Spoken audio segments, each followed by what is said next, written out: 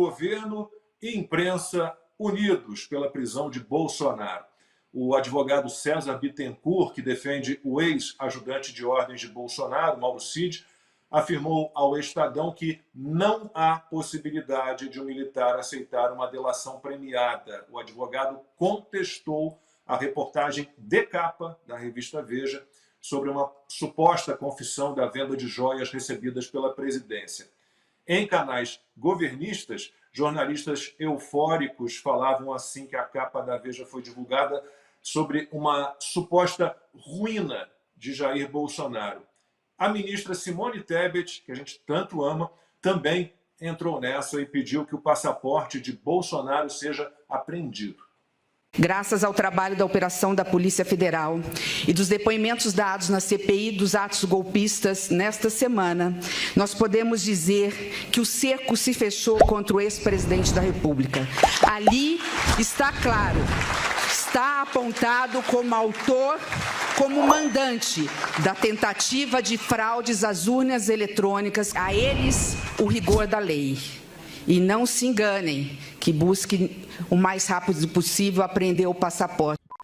E o papinho é esse, né, de que o Lula levou os 11 contêineres, encontraram depois, a gente mostrou domingo passado aqui, 23 caixas com joias, objetos de arte, inclusive obras de arte que tinham desaparecido do Planalto, esse crucifixo do Aleijadinho. Não sei se vocês lembram, é aquele vídeo, é o vídeo dos vídeos mais patéticos que eu já vi, é que o Lula conversa com esse crucifixo e fala para Jesus, eu já voltei e você vai voltar e nós juntos vamos mudar o Brasil.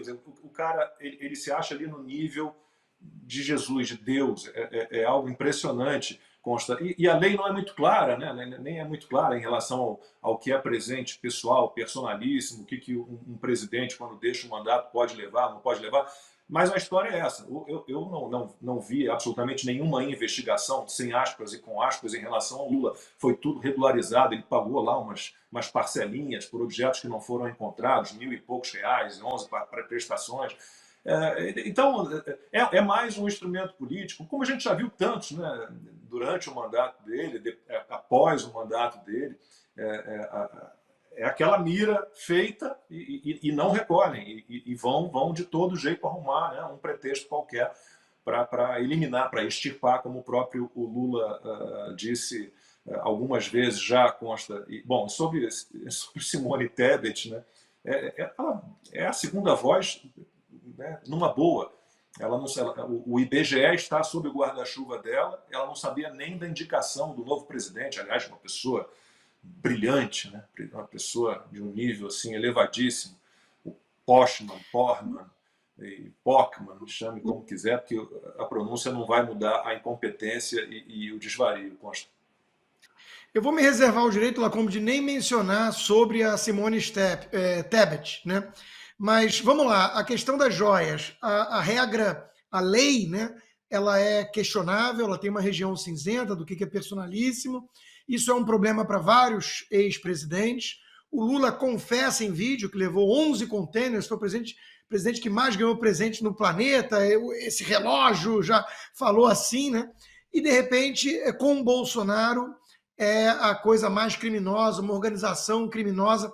Se um sujeito chega do além, né, e vai acompanhar o que está acontecendo, lendo o Globo, ele jura que pegaram Al Capone, o Lula, alguém desse patamar, né? E aí você vai ver, não é nada disso.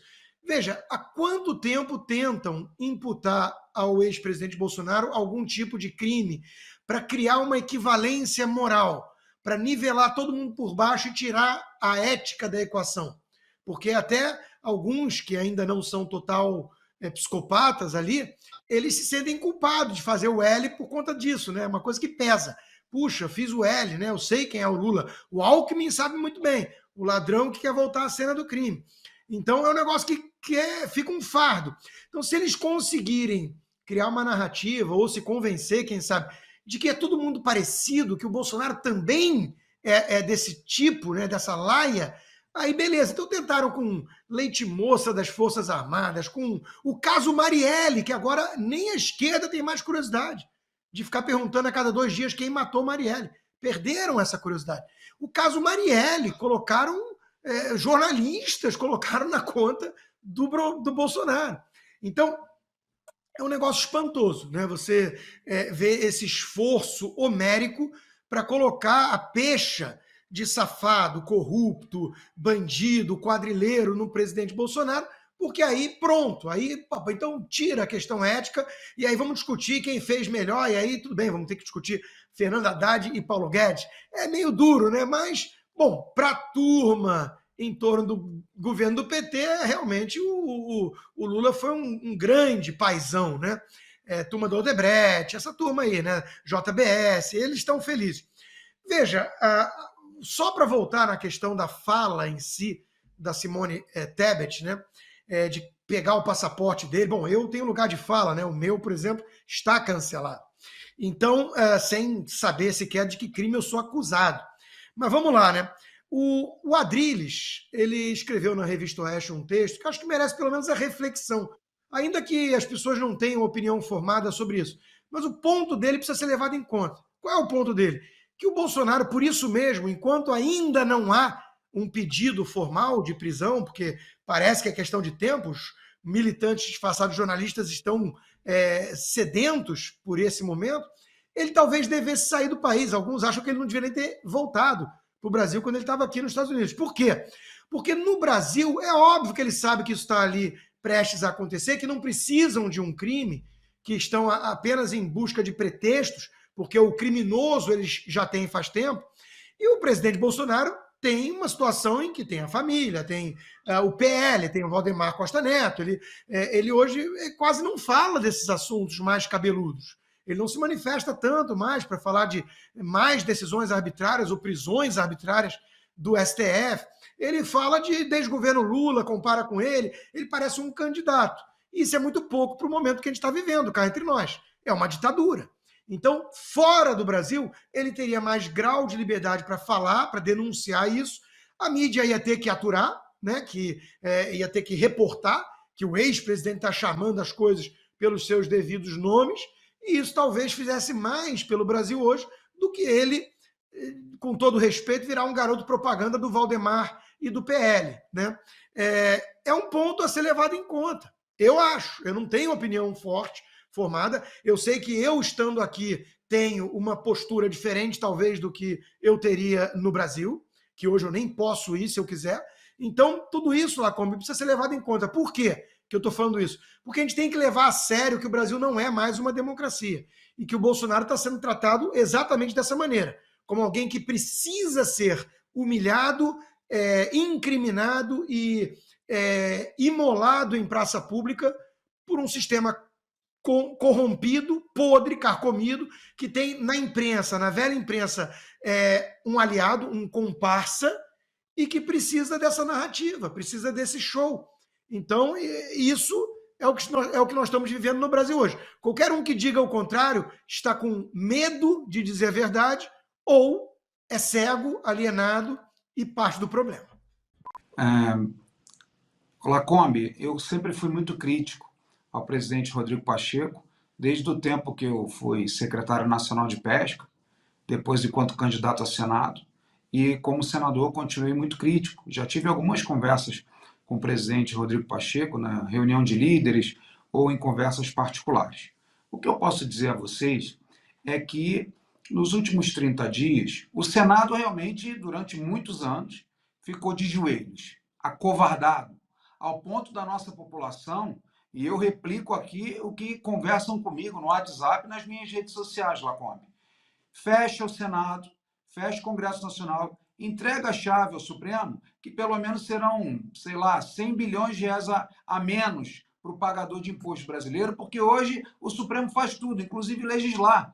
E de 30 dias para cá, desde aquela fala do ministro Barroso que destruiu o bolsonarismo, ele fez uma crítica ao Supremo Tribunal Federal. Isso foi uma grande surpresa para nós. E agora, mais recentemente, fez outra crítica sobre a não aprovação do aumento dos enfermeiros, né? Do piso salarial dos enfermeiros, que o Supremo se meteu. Depois do marco temporal da terra indígena e, por último, agora, na questão da liberação de drogas. Talvez seja precoce, tá, Lacombe, falar isso, Mas dos últimos 30 dias para cá, inegavelmente algo está acontecendo no Senado. Ou o presidente Rodrigo Pacheco realmente acordou, ou realmente a pressão em cima dele, e ele vendo as coisas que estão acontecendo, ele está tomando uma atitude de líder, ele lidera praticamente 600 deputados e senadores, ele é presidente do nosso Congresso Nacional, é um poder que está o tempo todo sendo usurpado, sendo desrespeitado, sendo atropelado. Então, essa é a minha primeira observação. Então, eu tenho esperança sim, Lacombe. Se eu não tiver mais esperança, então nós temos que mudar do Brasil e tocar nossa vida para lá. Nós estamos no Brasil, precisamos lutar pelo Brasil e tenho a impressão, Lacombe, e faço esse apelo para toda a nossa audiência, nós não podemos desistir do Brasil. Entendo que perdemos uma batalha de forma inexplicável, mas nós, enquanto cristãos, enquanto patriotas, enquanto brasileiros, não vamos desistir do nosso Brasil e entregar definitivamente, nos calarmos diante de uma quadrilha que está temporariamente no poder, assim eu creio. Sobre a Simone Tebet, eu mandei um vídeo aí para a produção, não sei se vai dar tempo de reproduzir, ela dizendo que não pode andar nas ruas, que ela hoje não seria eleita nem a síndica de prédio, palavras de Simone Tebet, que ela não pode sair na rua e que ela foi cancelada nas redes sociais. Então, Simone Tebet, parabéns, você traiu a sua pátria, você foi crítica ao Lula, agora é subserviente, como uma mulher que dizia da independência, da força da mulher, você, infelizmente, se vendeu a sua alma para o diabo, literalmente, e agora está sofrendo a consequência. Eu concordo com a senhora, ministra Simone Tebet. A senhora não pode andar nas ruas. A senhora envergonhou o Mato Grosso do Sul. A senhora não será mais eleita. Dê tchauzinho para a sua vida pública e procure outro caminho, porque o Mato Grosso do Sul, como grande país agro, como um estado patriota, não dá mais voto para a senhora. Não joga mais o voto com a senhora, que traiu o Brasil e traiu o Mato Grosso do Sul. Palavras dela, tá, Lacombe? Tá aí no vídeo. E, por último, Lacombe, o que o Lula, sobre o relógio de Bolsonaro, etc, etc. Tá nas minhas redes sociais, vou aproveitar também para fazer um merchan. Quem puder nos acompanhar lá, Lacombe, @JorgeSeifJúnior em todas as nossas redes sociais. Eu tenho um vídeo do advogado do presidente Bolsonaro explicando, pessoal que está nos assistindo, o presidente Bolsonaro, todas as joias, relógios, tudo, ele, por vontade, conta própria, entregou ao Tribunal de Contas da União. Todas as joias da dona Michele, o relógio, ou a abotoadura, tá tudo com TCU, antes que falem essas conversas fiadas. Outra coisa, a lei permite, eu não vou ler aqui nenhuma regra normativa, porque nós estamos aqui num debate mais dinâmico. Então, Lacombe, a lei permite que itens personalíssimos como relógio, pulseira, colar, abotoadura, é um patrimônio do presidente da República e ele pode doar, vender, inclusive serve de herança.